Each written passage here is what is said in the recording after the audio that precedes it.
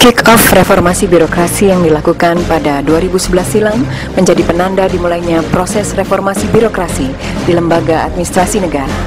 Reformasi ini dimulai dengan dilakukannya proses seleksi terbuka untuk mengisi posisi jabatan kepala LAN.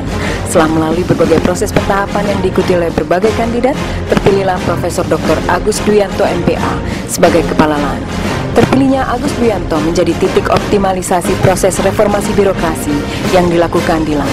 Pasca pelantikan Guru Besar Kebijakan Publik UGM itu lalu melakukan restrukturisasi organisasi. Dari 5 kedeputian yang ada di LAN dipangkas menjadi 3 kedeputian. Kedeputian bidang diklat aparatur, kedeputian bidang kajian, dan kedeputian bidang inovasi administrasi negara.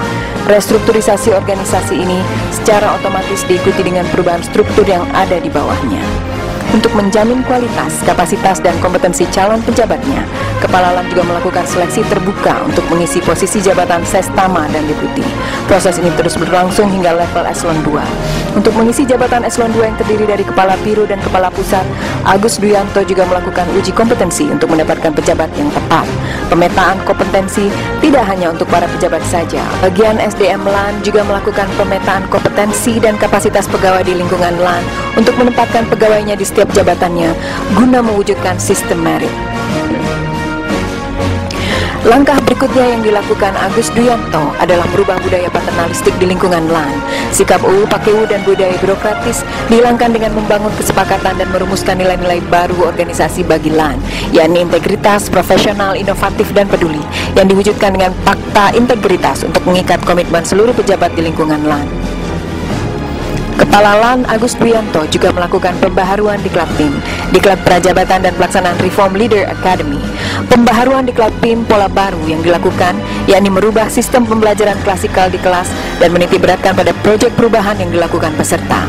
Dalam Diklat PIM pola baru ini, setiap peserta Diklat harus memiliki rancangan perubahan atau inovasi untuk perbaikan kinerja instansinya. Mereka juga harus menunjukkan kompetensinya dalam mengelola perubahan di bawah bimbingan atasannya sebagai mentor. Tidak kurang dari Bupati Kabupaten Kuningan berterima kasih mengundang LAN untuk menyaksikan panen perdana pembibitan ikan mas di kolam yang kurang produktif menjadi kolam yang produktif dan bernilai ekonomis tinggi, bukan hanya bagi sang petani tapi bagi seluruh kelompok taninya. Ini merupakan salah satu dari hasil pembelajaran dan proyek inovatif yang dilakukan peserta Diklat PIM tingkat 3 di LAN Perwakilan Bandung. Begitu juga e-learning yang dibangun oleh peserta dari BPKP dan secara permanen dimanfaatkan oleh seluruh pegawai BPKP merupakan hasil nyata pembelajaran di Diklat PIM tingkat 2. Untuk mengapresiasi proyek-proyek inovatif yang dilakukan peserta, telah pula dilakukan pameran inovasi peserta Diklat PIM 1 dan 2 yang dibuka oleh Menteri PAN dan RB serta dihadiri para atasan peserta Diklat. Dalam bidang kajian, LAN juga menghasilkan serangkaian kajian kebijakan untuk menghasilkan informasi yang dapat dijadikan dasar dalam pembaharuan peraturan dan kebijakan. Sejumlah kajian yang dihasilkan antara lain arsitektur kabinet, strategi reformasi birokrasi di daerah, statistik aparatur Indonesia 2013-2014, identifikasi peran unit konseling dalam manajemen perubahan reformasi birokrasi di daerah, kesiapan pemerintah daerah dalam implementasi reformasi birokrasi di wilayah Kalimantan dan lain sebagainya. Perumusan SOP di lingkungan LAN juga merupakan hasil kolaborasi sang desainer dan pelaksana lapangan untuk mempermudah pelayanan LAN.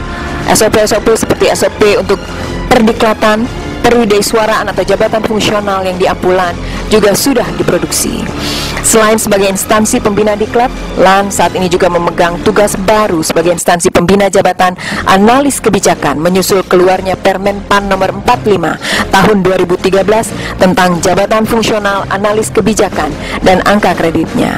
Sejauh ini LAN sudah melakukan seleksi terhadap para calon pemangku jabatan analis kebijakan. Untuk mendiseminasikan hasil kajian yang dilakukan, LAN menyampaikan hasil kajiannya dengan menggelar seminar nasional yang diselenggarakan oleh pusat-pusat kajian di lingkungan LAN. Menjelang pemilihan presiden 2014 lalu, LAN mensosialisasikan sekaligus menyampaikan policy brief kepada tim sukses para calon presiden, hasil kajian arsitektur kabinet, dan melakukan rangkaian diskusi publik di beberapa kota yang bertemakan arsitektur kabinet meretas jalan pemerintah baru. Beberapa rekomendasi LAN juga terakomodir dalam arsitektur kabinet pemerintah baru ini.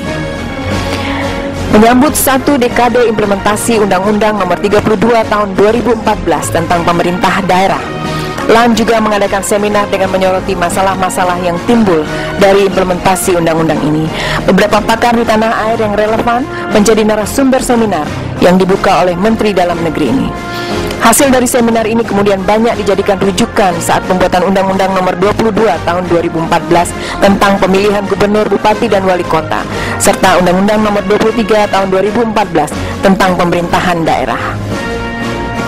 Selain memainkan perannya dalam bidang kajian dan pembinaan dan penyelenggaraan diklat aparatur, LAN juga terjun langsung mengadvokasi upaya-upaya perubahan yang diadakan di lingkungan pemerintah daerah.